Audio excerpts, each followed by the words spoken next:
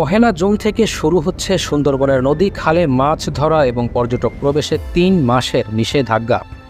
আগামী ৩১শে অগাস্ট পর্যন্ত এই নিষেধাজ্ঞা বহাল থাকবে।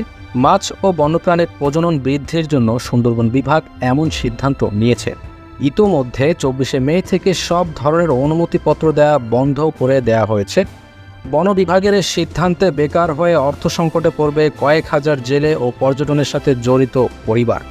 শরণখোলা, খুরিয়াখালী, বগি, সোনাতলা আর চালিতা বুনিয়া এসব গ্রামের বহু পরিবার এখন চরম অনিশ্চয়তায়।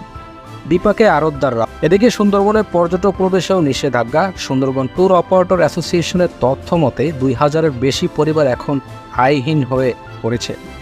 এ ব্যাপারে বাগেরহাটের বিভাগীয় বন কর্মকর্তা মোহাম্মদ রেজাউল করিম চৌধুরী জানান, প্রজনন মৌসুমে বনকে সুরক্ষা দিতে এই সিদ্ধান্ত। তবে জেলেদের সহায়তা দিতে তালিকা করে প্রস্তাব পাঠানো হয়েছে।